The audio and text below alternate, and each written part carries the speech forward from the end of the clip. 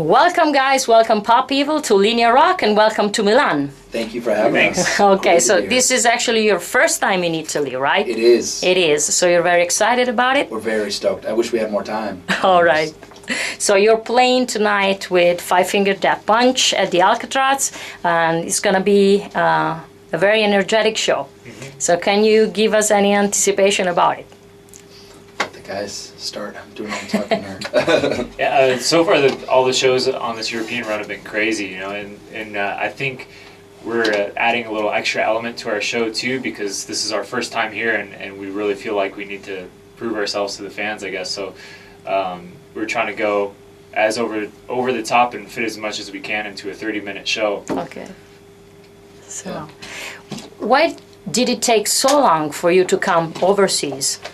Well, great question. That is a great question. I think with us, you know, I mean, we've had the success we've had in the States because of the independent band that we are. You know, we have a big independent label. We don't have the big major record label machine that's pushing us through. So it's taken a little longer for us to just financially being able to do it, where the stars are aligned right.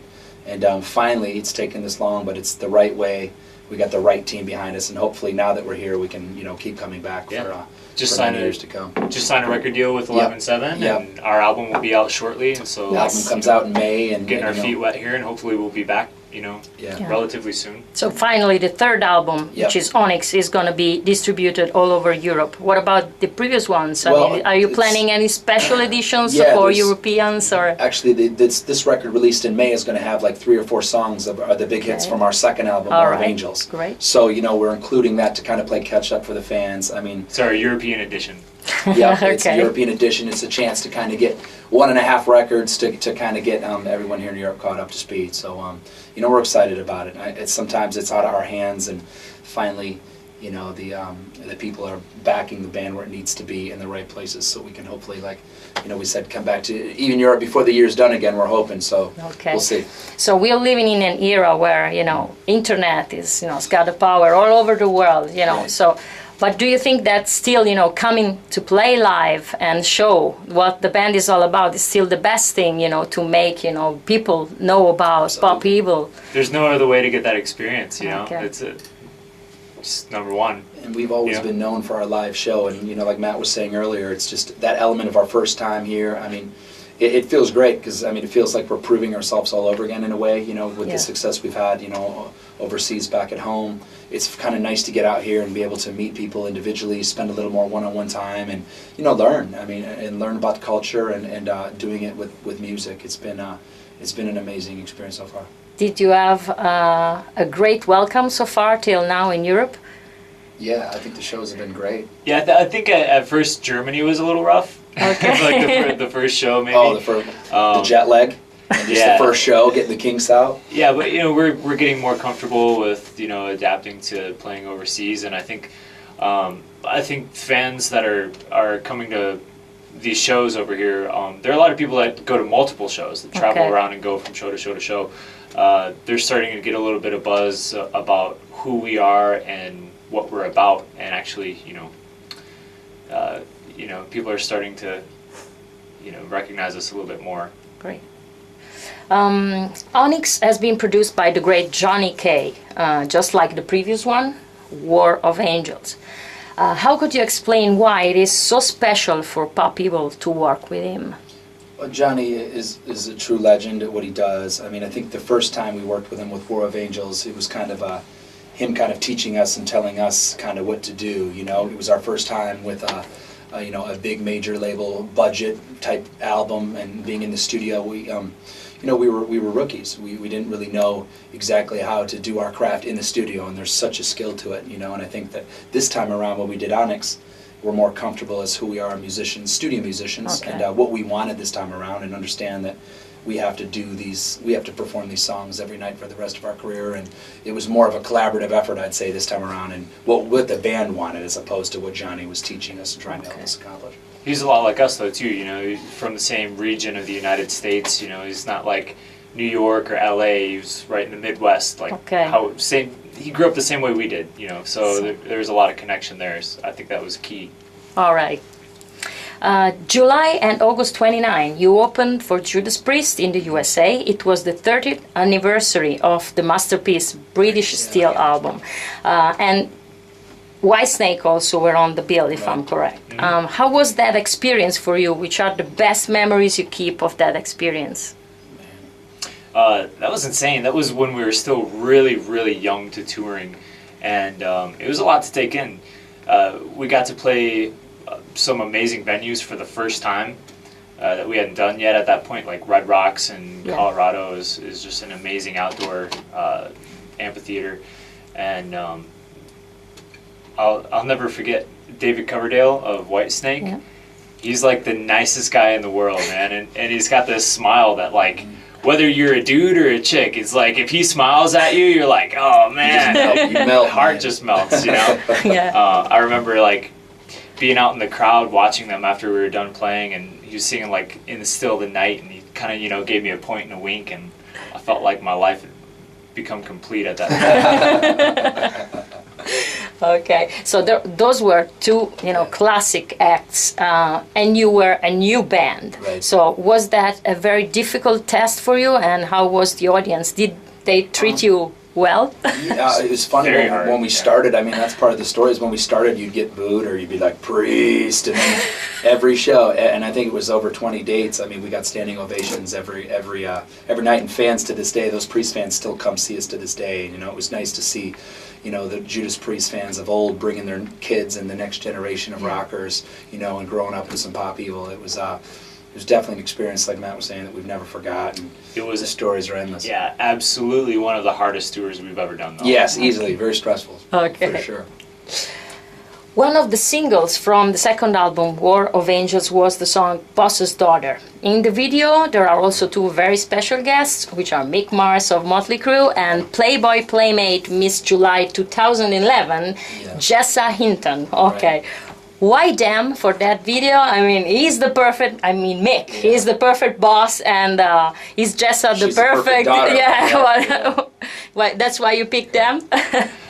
Well, Mick actually had a hand in writing that song with us. Okay. When we were doing that album, before we started working on that album, a couple of us went out to his house in Malibu and kind of came up with the opening riff for that. Yeah. So, I mean, he didn't write the whole song with us, but he kind of helped co-write it. So naturally, we called him up when we wanted to shoot a video for it and said, hey, you know, do you want to be a part of the video? And he was like, yeah, of course I do. I think he was saying, too, that was the first video he's ever been in playing guitar other than the crew, with someone else playing guitar with him.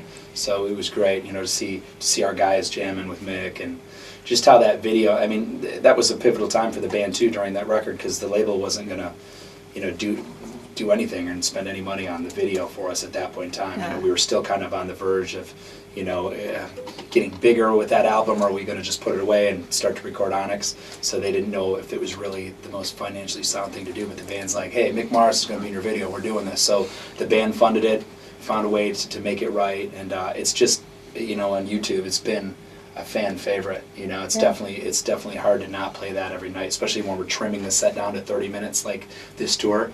So Boss's Daughter always, you know, finds its way into a set, and it's been amazing to see how it spread virally with them. And the fact that it's very Motley has been done on purpose. I mean, he definitely stamps his influence. And, you know, we're a big, you know, we grew up on the crew, and we just wanted that song to just kind of let your hair back and just, you know, just remember about the girl that you couldn't have, or the girl that got away, and just turn the amps up to 11 and it's a break song. Yeah. You know? Every once in a while you got to have a song that's not so serious. Yeah, that's right. In 2012, Tony quit the band, and he was a riding force in Pop Evil. Now you have Nick. How did you meet with him, and did the dynamics change anyhow in the songwriting process after he joined? Yeah, I mean, when Tony left, obviously was a big hit, and it shocked us. And you know, Chachi, our drummer, came in after our old drummer too. So Chachi was new, and he knew this guy Nick from Pittsburgh, and we keep everything in Pop Evil very, you know, home based. And we were all from Michigan. We all kind of grew up together. And he had gone to school out in Michigan, so he had a link to kind of where we'd grown up and where he'd been from, and, you know, brought him on just to kind of fill fill the gap that we needed on a tour that, you know, Tony left us on. And just temporary, we thought, let's just see how it goes, see if you can help us out. And, you know, Nick has just been, I think, the biggest blessing and the biggest addition to this band. You know, I mean, he's just kind of, you know, Woody, just not his technical ability, but then when we really started to write with him, you know, it's been amazing. I mean, I'll let Nick speak for himself. He's definitely changed the dynamics, changed the game for us. Nick, is it weird that we're talking about you in front of you? We don't let him talk unless that, yeah. No, I like it. I think, you know, obviously it's showed with our success of this new album, Onyx. I mean, it's undeniable, like, compared to our previous 2 albums. Like, it's a great difference, you know, between that and now. How do you like being in the band, Nick? How do you like Europe, Nick? I just do my thing. I just write. He is, but I mean, that's Nick's personality, man. He's just very calm. He's very humble and proves it on stage, you know. And I think that's what Pop Evil needed, you know. I mean, it's not just about how great you are on the guitar or how great you are on stage, but how great you are off stage with the band and gelling, coming in kind of in the fourth quarter, so to speak. You know, how are the band getting along with you? Obviously, we all come from different places in our lives, and he's just been kind of that glue that, you know, we were hoping Tony was going to be, and, you know, just kept going downhill with him, you know. So for his reasons, you know, we're very blessed that Tony did what he did. So, you know, we found Nick, and Tony brought that missing addition that the band needed. Are your musical influences any different within the band? And maybe they were a main point in the beginning, and now that you're growing and having, you know, a stronger personality, you feel them more distant? Well, I think the influences have changed with the dynamic of Nick. You know, it's like I can only sing, or I mean, Matt playing the bass, we can only do what the guitar players, you know, riff and what they bring to the table. And I know that, you know, Matt and I write as well, but, you know, those guys are playing it live. So once that dynamic changes, you know, it does make a difference. Do you mean like outside influences, like other bands? And Yes. Stuff too? Yeah, absolutely. You know, growing up, I was very much into, you know, Pantera and, you know, Marilyn Manson, 9 Inch Nails, and stuff like that. And even though, like, our newest album, Onyx, has sort of an industrial feel on some of the songs, you know, I find myself listening to other bands that are like us more than ever. So whether it's consciously or subconsciously, I think, you know, listening to other active rock bands and stuff has some influence on how we write, you know, and what we do now, as opposed to when I was, like, you know, in high school. Okay. You formed with maybe different lineup and a different name in 2001, if I'm correct. But first album, Lipstick on the Mirror, came out 2008. What happened in that 7 years gap? You know, from 10-5 was the name of the previous band. That was my early band. And, you know, Dave, our other guitar player, again, we all grew up kind of around the same area, and you know, we were playing cover bars, dive bars, trying to make money just to afford studio time. And at that point, there was a lot of internal battles with old members that aren't obviously in the band, that there was the big argument, go spend the money on a real producer or just record it in your basement. And I just remember, you know, fighting my case that how many people have you met in your basement or your garage? Nobody. So it's like, if we want to go out and do this, you know, we're going to have to branch off and really, you know, try to create some kind of a buzz. And, you know, that 5-year kind of stretch kind of led us to different band members moving around. I remember Matt's story about when he actually watched Pop Evil back in the day before he was in the band, and then you know, auditioned Matt, and really once Matt and Tony kind of came in those early years, really kind of ignited, springboarded, you know, the band from there. I mean, Matt can take it from there. Yeah, I think a lot of that time though was just developing a fan base. You know, it was like, couldn't really do much of anything without having a solid fan base behind us, you know, and we had to build up our home market before we could ever try to branch out from that or do anything else. So like, once we felt like we had a good, strong fan base at home and we were making decent money doing, you know, original songs and cover songs and stuff like that, that's when we really started to save up and push towards getting the studio time. Well, I mean, Matt brings up a good point. I mean, once we were doing that and creating that fan base, the industry kind of came to us. You know, I mean, radio started playing the songs, especially in an era where rock radio is difficult all over the world, let alone, of course, where we grew up in the States, where very tough. I mean, just people think you just go hand your demo once you record it and the radio guy's going to play your song. It just doesn't work like that. So we had to kind of do the dirty work, like Matt said, built the fan base up. Radio took a chance on us. The song started to connect, and then, you know, a couple years after that, with the buzz, finally the industry came and signed our deal. And so you've been paying your dues. I mean, we hope so. I think we have, for sure. Okay. So Trenches will be released in Europe actually tomorrow. Oh, great! And is a #1 song in the radio charts in the USA, and it won, you know, the radio contraband rock radio award as Song of the Year in 2013. So it seems you never miss a shot in the recent years. I mean, in the USA, your popularity is growing. I mean, it's a great satisfaction, I can tell, but is that also a big responsibility for you, you know, having, you know, this fame which is growing, and now you're in Europe, and so what's next? Of course, you know, people expect you to play your best, look your best all the time, you know. Your best. It's, you know, we've always spent a lot of time away from our families and everything now, but it's now more than ever.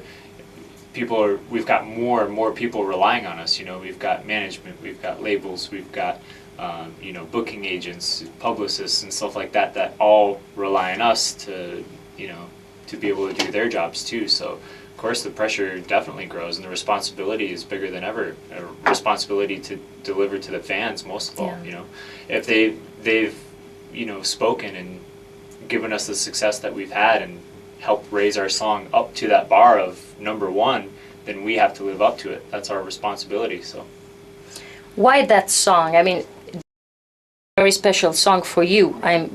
Is about your story in a sense. You know, the fact, you know, how hard it is to go on, and so that's the reason why it's #1. Because well, I think it just, you know, when we were writing it, we just knew that there was just something special about it. It kept peeking its head up in the demo process, and then when we started recording with Johnny, we actually thought, you know, a song called "Deal with the Devil" that I think is going to be a single at some point as well. It was our second #1 in the U.S. And we thought for sure that was the first single, and you know, the more the band listened to Trenches, we're like, look, this is just a statement. It feels like exactly like what we've been doing since we've been signed to before we got there. Just like, you know, if we want to be a band that stands the test of time, man, we're just going to have to, you know, get out of these trenches one day at a time. And that kind of mentality, I think, really resonates with people. I mean, whether the, you know, the economy or whether the financial thing that people struggle with internally as a family or with their business is, I think that's something that's very relatable. It's very relatable to sports as well. And it's definitely a song that's changed the game, and it's been fun to see. The fans really, I mean, we've had tons of hits at rock radio, you know, in the States, but that song, you could really see a difference, the way people really connected with it, and you know, you really get that feeling when we play it every night live, that it's just a song bigger than you. Even here in Europe on the tour, I mean, even though they don't really know it, they just go crazy for it. It's just got that groove, the way the band does its thing when we're playing it, it's just, it's infectious. Yeah. So how do you imagine yourself in 30 years by now? Still playing? I mean, you imagine a long career like the Rolling Stones, or hopefully, you know, okay, God willing, we'd like to keep coming back and, you know, make this thing, you know, take this as more worldwide, to be able to come back to Europe and, you know, to feel like a second home in a way. So it's been to hopefully talk about the first time again, watch these old videos. I'm like, hey, remember that? You guys were like, no clue, you'd never been to Milan. Now here you are. Yeah, our whole career up until this point has been very slow and steady uphill progress, and you know, we'd like to maintain that and just have a hopefully a long career at this instead of just the up and down. Downs, you know? So. What's immediately next? Are you going to tour the whole summer? Yeah, I mean, I'm going to Disneyland. Disneyland, bam. Isn't that what you're supposed to say? Right. But no, we're going to go back home and take some time off after this tour. I know we're all going to be pretty emotionally beat, and see the fams for a bit, and then we're going to do a co-headline run with Escape the Fate back home, and then do all the U.S. festivals during the summer. Hopefully some big summer tour they're going to announce when that happens. We're still trying to lock that in, a big summer tour, and then hopefully by fall we're talking to maybe get back here to Europe. So hopefully, you know, we can do the see you guys sooner than later. You know, that'd be our goal. And you know, we definitely want to do the time, and we, you know, talking to other bands that have, you know, broke here in Europe, they all say the same thing. If you want to break in Europe, you got to go. You got to go over there, and you can't just do it from afar. Like you said in the earlier part of this interview, it's what you do live, man. That really wins people over, and they want to see that. You can't capture on CD everything, and when you see that energy and the band members and your favorite bands believe in the songs they write, that makes a world of difference. But Onyx is gonna be in the shop soon, so It's going to be in the shop soon. It comes out in May. So, May. yes, And the so- single out tomorrow. They even tell us that. Right. They tell us the single's out in a week or two. They never tell us. And again, it's new. This whole Europe thing is new to us, so Good. we're just excited trying to enjoy it. So everybody go out and Go buy buy Onyx. their album. Buy So Onyx. You Buy the want to come singles. back. so You wanna come yes, back. we live. can have back in Italy love soon. it. Pop Evil. Thank you very much, guys. Peace. Thank you.